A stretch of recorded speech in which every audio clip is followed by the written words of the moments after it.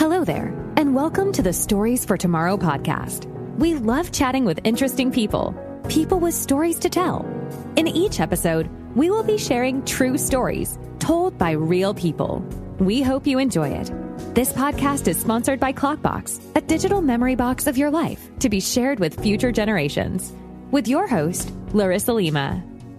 Hey, I know you're gone, the clock keeps moving on. I feel this lost. Hello everyone, and welcome to the Stories for Tomorrow podcast. Firstly, I would like to thank every one of you for supporting our podcast. We have been receiving so many messages that bring us so much happiness. Clockbox team appreciate it very much. So, without further delays, let's get into today's episode.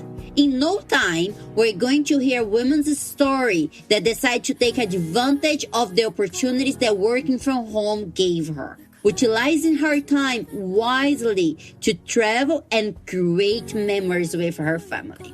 She found a work-life balance while exploring the world and meeting deadlines and goals. So let's see what Emille Rosa has to tell us about this experience.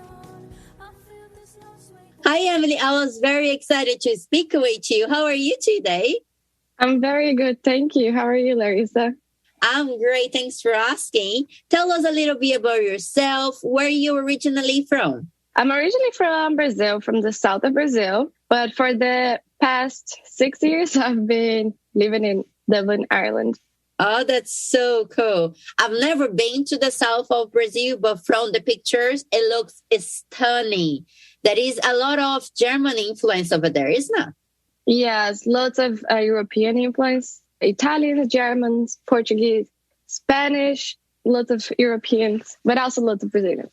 That's very nice. Very cool. And would you have a favorite childhood memory to tell us today? So I think my favorite childhood memory, I have many, but this one is still very fresh in my mind.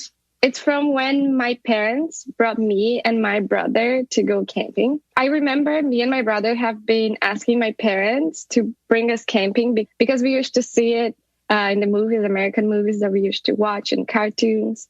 They would always go camping in their summer break, and we really, really wanted to go camping too. And we enjoyed every single thing about it, from packing to helping my dad build the tent, from eating camping food and making a bonfire. We really enjoyed every single thing about that moment. That's very nice. And another reason why that memory is so special is because my mom is very into photography, so she brought her camera with her and she took many beautiful pictures of this day that I can still, look at them and remember the feeling and the joy that I had on that weekend. And also, before we left the campsite, after our night camping, she brought us to say goodbye to the waterfall because the campsite was in a place with a huge waterfall. It happens that the waterfall isn't as big as I thought it was when we went there as a child. So we went back there and my mom gave me her camera to take a picture. And it was a very emotional moment to me because I had always seen her taking pictures. And then she gave me her camera and I got to take my first picture ever. It was 35 millimeter film camera. And yeah, the first picture I ever took in my life was a picture of that waterfall. Since then, I never stopped taking pictures. That's cute. That's so cute. Very nice. So talking about memories, if you had to point it out the craziest thing that you ever done in life, what would you say it was? Leaving Brazil and moving to Ireland. Yeah. I had just turned 19. It was by far the craziest, most intense adventure ever. And I'm still here. So, hey, I survived. That's good. That's good. And did you have English when you came to Ireland? A little bit. English from the cartoons and from the American movies we watched as a child. And also my dad speaks English. So he used to sing songs to me and my brother, Beatles songs more specifically. So we kind of learned how to sing along and speak a little bit of English by listening to the Beatles. which is pretty good, pretty cute. That's so cute. That's so cute. So now, Emily, I see you works as a digital marketing and you work technically from home. But what is home for you? Because every time that I open it up your Instagram, you're in a different country. So would you mind tell us a little bit about it? Of course. Well, first, it's complicated. The world is home to me. I currently live between Brazil, the United States, and Ireland because I have family in Brazil and in the United States, and I choose to live in Ireland. I'm employed in Ireland. So working from home really helped me be close to the people that I love. And I'm very grateful to be able to work from home and to work with a global team because I'm able to visit my family and be close to my parents without having to schedule my time off, my PTO, and only stay there for 15 days. Brazil is very far away from Ireland. It takes us about, 2 days to get there, just traveling. So going back home for 2 weeks and waiting an entire year to get home, it's not really ideal, especially as we grow up, we grow older, or parents start getting older and you start seeing them aging. Being close to your family is really important. So I'm very happy that now I can work remotely and I can be close to my family. And that definitely improved not only my life, but also I feel happier at work because when you're happy, everything around you gets better, including work. Definitely, definitely. What's important for you of creating memories with your loved ones? Would you like to pass on your legacy and never be forgotten? Download an easy guide on how to create a digital time capsule from this podcast's description and save your memories forever for future generations. This podcast is sponsored by Clockbox, a digital memory box of your life. Well, it's very important. It's basically how I got here and I got where I am today. When you live far away from your family, having memories is really important to us. When we feel homesick or, when we don't have the best day ever, it's always good to have something to hold on to and to bring us back to better and happier moments. Definitely, 100%. So now with all that talking about bringing people back to the office, there was a survey run by Central Statistic Office that concluded that 28% of the respondents would like to keep working from home forever. And 60% said sometimes. Would you be one of those working from home forever? I definitely would. I don't mind going to an office from time to time and seeing my coworkers in person. They are very nice people. I just think that a lot more productive when I'm at home in my own environment because I like to be in silence. Sometimes I need some extra inspiration. So, I make my coffee. I put some background music so I can write. And I just create an environment that works for me. And I know that an office isn't that environment. And also when we travel, I find a lot of inspiration on traveling. From a marketing perspective, seeing marketing being done in different locations, in different markets, doing your basic market research in different environments. And I see inspiration from traveling. I get inspiration from traveling. And that's not something realistic when you can only be in one place, I guess. So the answer is... Definitely. 100%. That's cool. And after all those years, what would you say was the most important thing that you've learned in life? That's a very difficult question to answer, especially because I'm so young. I'm only 25 and I know I have a lot more to leave. But I think one of the learnings that I have very strong in my heart is that we are just as big as our dreams.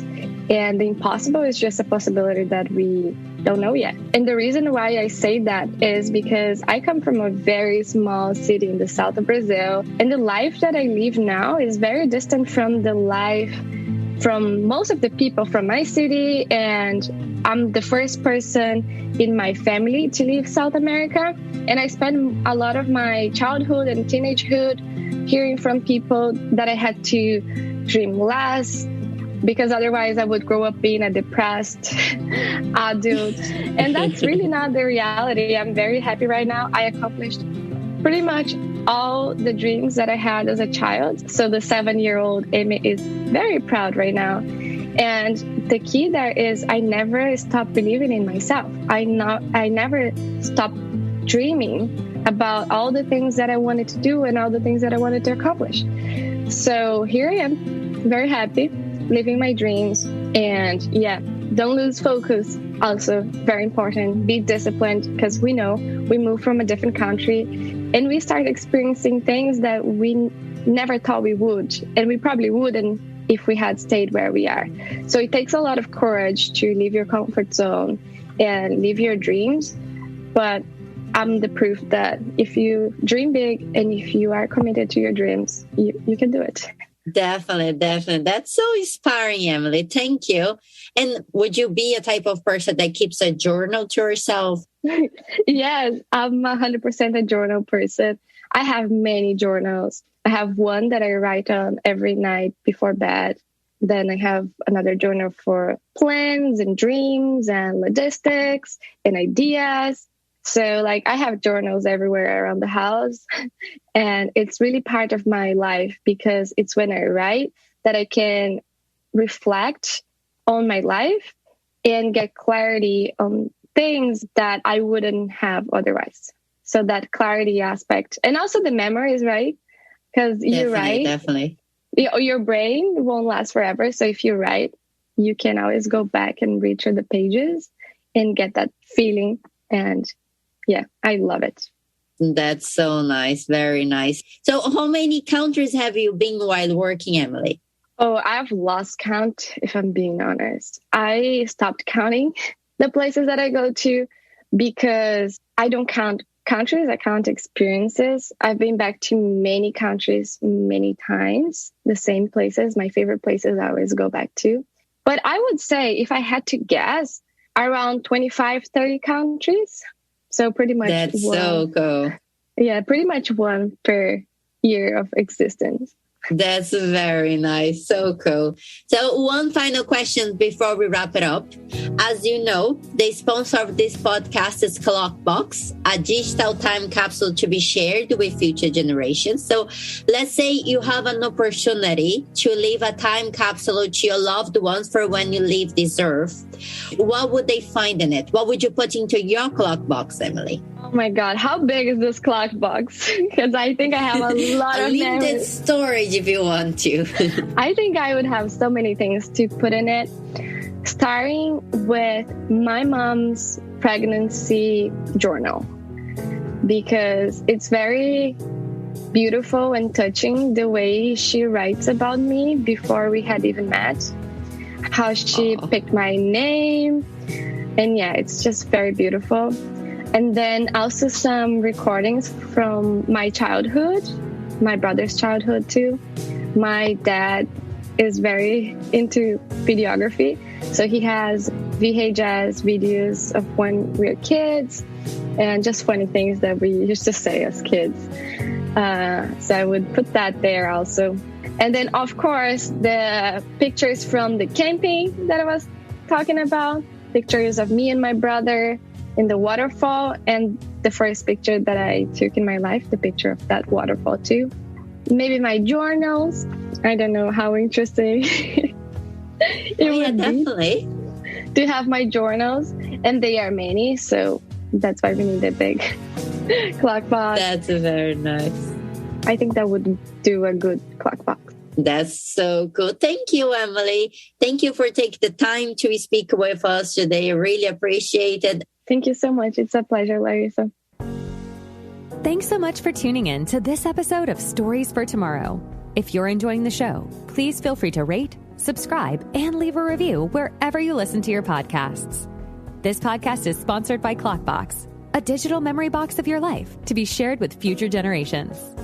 Thanks again for tuning in, and we'll catch you in the next episode.